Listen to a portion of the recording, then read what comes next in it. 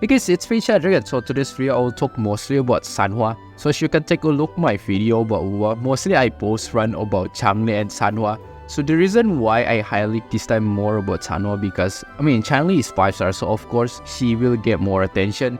But Sanhua itself, probably some of you still underestimate because she is 4 star.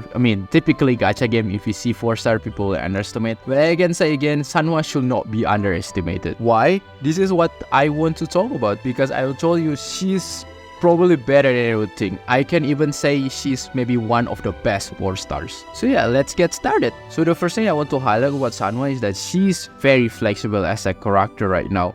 Like she can become main DPS, sub DPS, and can even pair in mostly of the teams itself. You can even pair with the most random thing like Sanhua and Jinxie itself and it's still able to work. Just because mostly she's very fast in terms of rotation. Mostly like her kit revolving itself, it's not taking so much time and a lot of cancel opening that you can even do. So because of that, any basically character you can work. Like I want to highlight mostly my favorite is Changli with Sanhua. You see a lot of reposts because both of these characters is very good at cancelling and quick swap between each other and they are actually working very good. And then yeah, this flexibility itself can help you by a lot because if you have a character that's flexible, pretty much can put in every single situation, any single time you can rely right.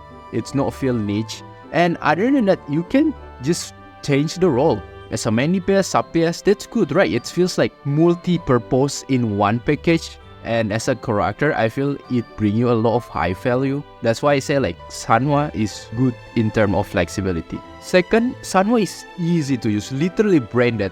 Like if you compare to other characters that are already easy to use like Xiangliao, at least Xiangliao have some sequence that you need to remember. Sanhua, you can just press anything and it can work. But of course, some of you people say like, yeah, but Sanhua is sometimes so annoying, the bar is so hard, you need to match. Actually, it's not that hard. If you start with the Resonance Liberation or Ultimate, the bar will go increase and it's very easy to match the Fourier circuit.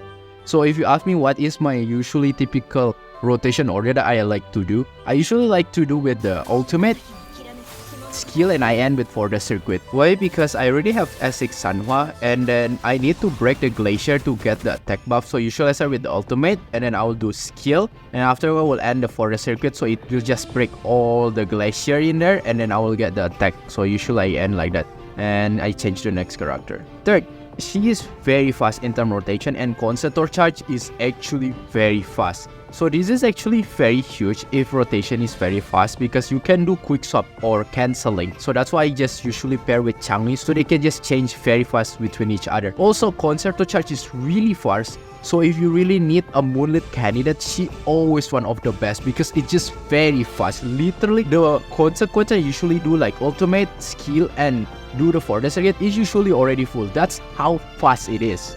So this is why I already say that it's very flexible character because to trigger Moonlight itself, she's just one of the fastest. Literally 3 moves, that's it. You can already trigger your Moonlight. And fourth, if you reach S6, she somehow already become buffer. Because you know, right, if you pair Moonlight, it's already a buffer set, right? And then on her S6, it's also buff the entire team attack up to 20% and actually pretty good.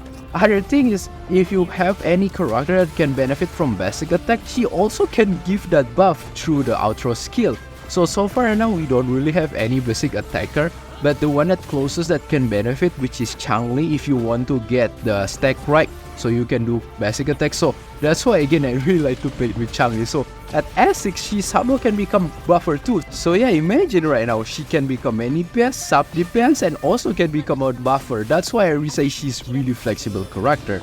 And the next one, that's why I say if you really still struggle from Tower of Adversity, she's maybe one of the best. Because all this benefit that she has, it really can help you. Literally, there's one time I'm so tired playing Tower of Adversity, I just like do quick swap between Changli and Sanhua. I don't even care about the rotation and it still finished. I also kinda confused, what the hell? I don't even do a proper rotation, how come it's can still get 3 star? That's how branded quick swap Sanhua is. Other than that, if you maybe don't know what you should pair in your team in Tower of Adversity, you can just put Sanhua and it will still works. Just because I already say, right, she is very fast in terms of rotation. Literally, so far that I try right now, Changli, Ao Jin, Si, Changli, Jian. I don't know, all the manipulations that pair with Sanhua, it works. And the last one I have to highlight is that Sanhua is free. Literally, if I'm not wrong, it's only from the login, right? So everyone can get this character. So imagine all this benefit that she has from flexibility, fast rotation, and then very good a moonlit candidate. And the last one is free. This is actually very huge. That's why I say like this character is one of the best 4-star considering all this benefit. And this is why I want to say too that if you haven't built her, you still bench, I think you should not underestimate her and you should give her a chance to at least try to build her and try by yourself. Like maybe you don't need to super invest, maybe like medium invest and try to see her potential. Because before I kinda underestimate her, like I know she will good, but I don't think that she will be this good. That's why I'm like, man, I underestimate Sanhua. However, although like we can say that she is really good, one of the best, it doesn't mean that she is perfect, like she doesn't have any downsides. She still have a couple of noticeable downsides that I want to mention. So before like, oh yeah, you told me to build here, but she actually suck at this one. Yeah, that's why I want to say there's a couple of minor or like negative side that I want to talk about Sanhua. Which is first, her hitbox or her area of damage is actually relatively small. Like literally sometimes the enemy just move back a little bit, it's already missed or didn't hit the enemy, or even enemy just jump a little bit or like literally flying, she cannot even reach. So one of the example nightmare will be like Heron.